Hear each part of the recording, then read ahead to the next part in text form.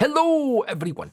I did a video a couple of weeks ago talking about SIA's decision to cast a non-autistic actor to play a low-functioning autistic role, and kind of my opinions on that, okay? But I did say in terms of the movie, I would really base my opinion on the context of it after I'd watched it. So I just kind of thought I would speak about it from the aspect of somebody that's got high-functioning autism and somebody that doesn't have as much developmental needs and requirements and help as the character in this film. So for me, I've watched kind of other people and other autism channels speak about this, and it's all very negative, very, very negative, and I don't think there's a lot of objectiveness. I know objectiveness is it's pretty hard when you've got autism. I know. I find it very hard to see other people's opinions or points of views. But the good thing was I watched this film with my 6-year-old daughter and also my wife, who works with autistic teenagers, and she's worked around people that have low functioning autism or low on the spectrum, non-verbal, very low functioning and stuff like that. So it was good to have her input as well, because I am very one-track minded. But in terms of the film overall, I actually don't think the film's that bad. There are certain parts that SIA could have done a lot better. So for example, the restraining part. Basically what kind of SIA did wrong was that she was teaching the audience that if somebody that's autistic has a meltdown, then you're probably the best thing to do is to restrain them and kind of pin them down. When I was speaking to my wife, she was like, I completely disagree with what they're doing. She went, Paul, as a last resort, if they're harming other people and harming themselves, then yeah, Paul, you need to restrain them. I mean, we've had to restrain people in the past, but Paul, it's a last resort. Where I think what SIA did wrong is they used it like, she has an autism meltdown, boof, you pin her down.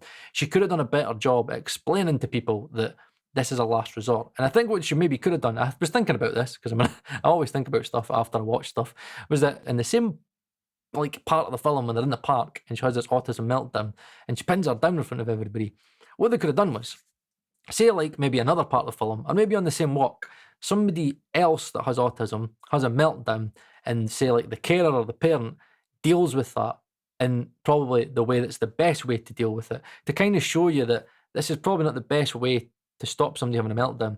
This is the best way, or the most like common or most practical way of calming somebody down that's having an autism meltdown.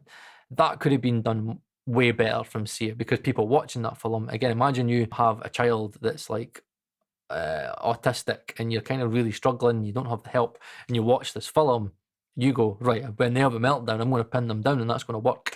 It can be very damaging, obviously. Again, if you don't know what if you restrain somebody, right, you can't just you can't just see somebody up like me. If I was having a bit of a meltdown and I'm like throwing shit, like somebody just dives on us and bear hugs us, and it's like, it's okay, Paul, it's okay, Paul. I'm like, Garvis, I'll fight by stem in 10 minutes. Spitting on them, biting them, scratching them. No, it wouldn't work. Like you can't just like you can't just jump on like random people and restrain them, because if you're not trained in restraining somebody, you could really hurt them. People have died from like being restrained, and people have not known how to restrain them. So no, if you've watched that film, you see somebody having an autism meltdown, then I just fucking dive on them, man. Right? No, it's not okay. Right? It's not okay. It's a last resort, and only by the people that care for them. Right? People that know what they're doing and have been taught how to restrain somebody. Again, even parents, there's different ways of doing it. And SIA could have done a better job. Instead of just going, here's one way of dealing with an autism meltdown, she could have explored different avenues to go. Well, and even maybe Kate Hudson's character maybe could have developed further and went, right, here's one way of doing it. Actually, I found out another way of doing it. And she could have brought in more elements of the spectrum in, other people that have autism, and again, different coping mechanisms, different forms of autism. That would have made the film better for me, instead of focusing on this one character. But it's not all negative, okay? I quite liked a lot of parts of the film. The parts I liked of the film was the community aspect. I love this, right? So say like, my wife's like in a realistic head. She's like, Paul, this wouldn't happen. You wouldn't let somebody with like, it's non-verbal, low functioning autism, Paul, just walk out on the streets on their own, Paul. But what SIA does in the film is she makes it about the community. And when, like, so for example, she has a routine, music has a routine, and she goes to the same places and goes for a walk at the same time every day, kind of. And she does the same routine, she comes back. Now what the community does is the community knows that music's going to be out at a certain time, and everybody kind of watches and looks out for music.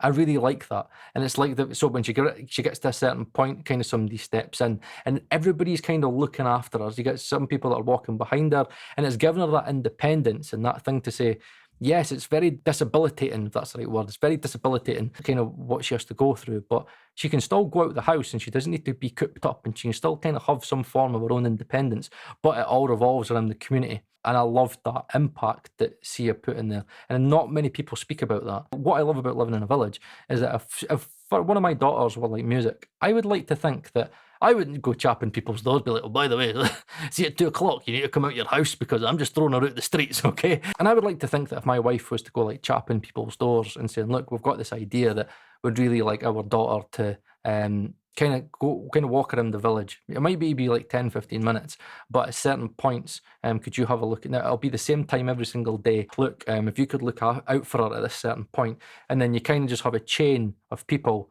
looking out for them. Again, it could be one person goes, right, I'll take out the dog at that point of the day, and I'll kind of just walk behind her for a certain point and just kind of give her that independence. And I really liked it. Is it realistic? It's not realistic, but the idea of it is fantastic, and that element of community. And I would like to think my community would do that. What I love the most about it is that everybody accepts music's autism. That's just the way she is. And instead of kind of just gawking and being like, oh my God, that's embarrassing, they come together as a community, they embrace it, and they help her kind of have her own independence for maybe 10 minutes a day. That's all it is, maybe. But I really, really, really, really enjoyed that part of it. And it was a warming touch, and it's something that people don't really speak about, is how important community is when parents have children that may be on the spectrum. Because again, children that are on the spectrum do things differently to other kids. And sometimes it could be quite hard for parents to kind of sit there and be like, I want to take my son or daughter to this birthday party, but I'm very anxious that everybody's got opinions, and it's like if they have an autism meltdown or they start stimming or they do something that's not normal, then it'll make me feel uncomfortable. But it'd be great just to have a community where people were like, and this is the way it should be in life, is this, that's just you. And they embrace it, and then they teach their kids to be like, that's just who they are. And no, and that's okay that they act this way. If they have a meltdown, people don't stand back and go, oh my God, like fucking hell, this is really embarrassing. They embrace it and they go, that's okay, and we're here to help. That to me was a big part, and it's a part that nobody really else speaks about. In terms of the acting, I think Maddie did a half decent job. I think I got to a part of the film where I was like, I just accepted it that was this character's autism. Yes, my wife did say, Paul, there's parts of this which is really OTT. Again, it must be quite hard having to act like a low-functioning, non-verbal autistic person when you're not a low-functioning autistic. Even if you're high-functioning autistic, for me, it would be hard. And for me, I think she did quite a good job. Okay, I think she did the best that she could. Could other actors have done it better?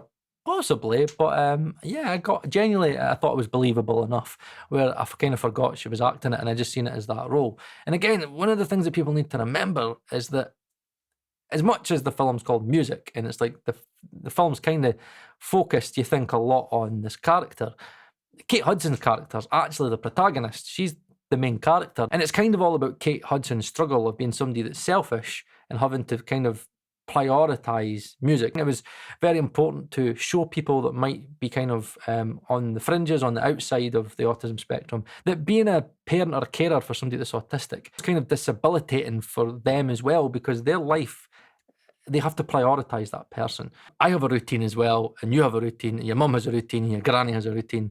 No, they need structured routine, and your life, you have to change your life. That's the whole kind of, not downsides, but that's the kind of harsh reality of having to care for somebody that is kind of autistic. You know, they see things differently. They have different development needs, and you have to prioritize them. And that's what Kate Hudson's character is, the struggle of having to be somebody that's looked out for themselves and being very, very, very selfish, and having to learn that this person is now my routine. This person is my priority.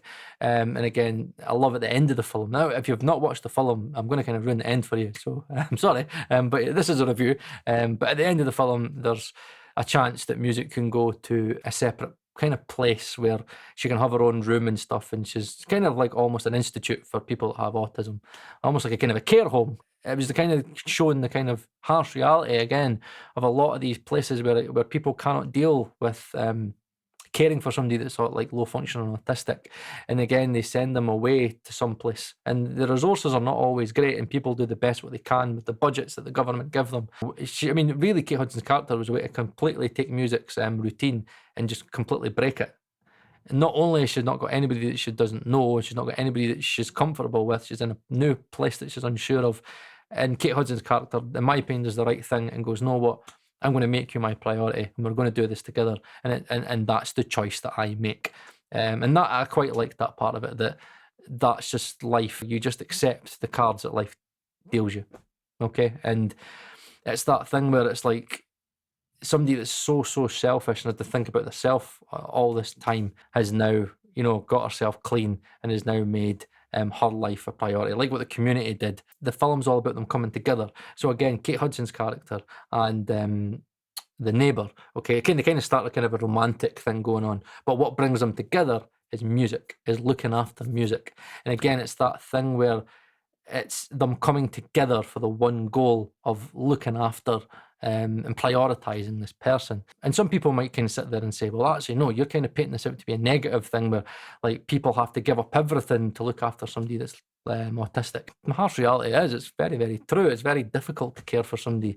And even my wife, I mean, I'm high functioning autistic. I don't think my wife has to adapt like and be patient. And I kind of see myself as a kind of a blind man. And I said this to her last week. I thought it was quite warming. She was like, Paul, you just called me a fucking dog. I was like, I kind of see myself, Laura, as a blind man kind of going through life a lot of the time. And you're kind of my guide dog. She was like, oh great, it's my fucking dog now. I'm like, well, good dog. And I kind of seen it like when I was watching music and the way the community came together, they were kind of her eyes. As she walked through this world kind of blindly, they were her eyes to just steer her in the right direction. And even when I looked at my wife, I was like, that's kind of how I see you, is that you lead me in the right directions. You let me kind of go in whichever direction that I'm wanting to go in. Because when I'm focused, that's what I do. I just dive into stuff. You devote your life to like my passions and my side quests and just the way and whatever I'm focused on. And you devote yourself to make sure that I'm always going down the right path and that I'm not leading myself astray, and that it's okay to like be anxious, and it's okay to act a certain way, and it's okay to stim, and it's okay to just not deal well with the world and be a little bit antisocial and struggle with stuff. It's okay to struggle in life. She makes me feel safe in that aspect.